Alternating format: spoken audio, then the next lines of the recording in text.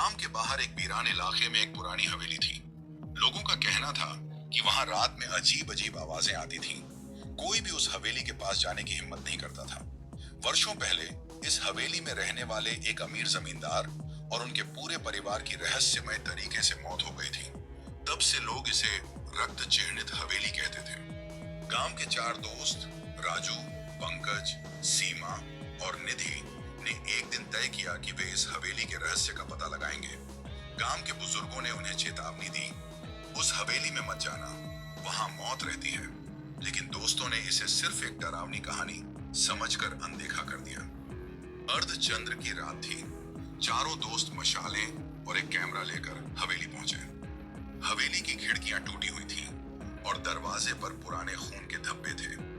जैसे ही उन्होंने अंदर कदम रखा, एक ठंडी हवा का झोंका आया और दरवाजा अपने आप बंद हो गया। हॉल के अंदर एक पुराना झूला था जो धीरे धीरे हिल रहा था। दीवारों पर अजीब आकृतियां बनी हुई थीं जो खून से लिखी लग रही थीं। जैसे ही वे हवेली के अंदर बढ़े, उन्हें फर्श पर छोटे छोटे खून के निशान दिखे। अचानक एक कमरे से किसी के हंसने की धीमी आवाज आई। राजू ने दरवाजा खोला तो अंदर अंधेरा था। तभी एक सफेद परछाई दीवार पर दौड़ती नजर आई। सीमा ने डरते हुए कहा, हमें यहाँ से चलना चाहिए, लेकिन पंकज ने जोर दिया, हम कुछ सबूत लेकर जाएंगे।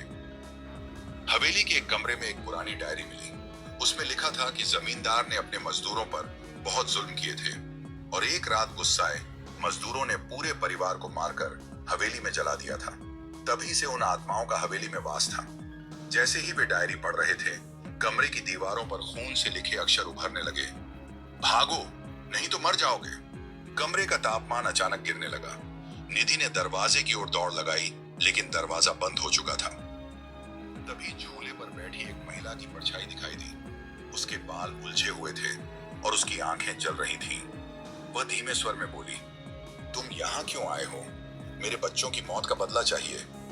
चारों ने माफी मांगनी चाहिए, लेकिन वह साया चिल्लाने लगी। कमरे की हर चीज हवा में तैरने लगी। राजू ने हिम्मत करके महिला से कहा, हमें यहाँ से जाने दो, हम तुम्हें और परेशान नहीं करेंगे। लेकिन साया ने जोर से हंसते हुए कहा, यहाँ से कोई जिंदा नहीं जाएगा। और तभी हवा में एक भारी अलमारी गिर पड़ी। तभी किसी तरह पंकज ने अपनी मशाल से दीवार पर बने खून के चिन्हों को जलाया। इससे अचानक साया गायब हो गई और दरवाजा खुल गया। चारों दोस्त भागते हुए हवेली से बाहर निकले। उस दिन के बाद वे चारों कभी हवेली की ओर नहीं गए। गांव में उन्होंने सबको सच बताया, लेकिन कोई भी उनकी बात मानने को तैयार नहीं हुआ।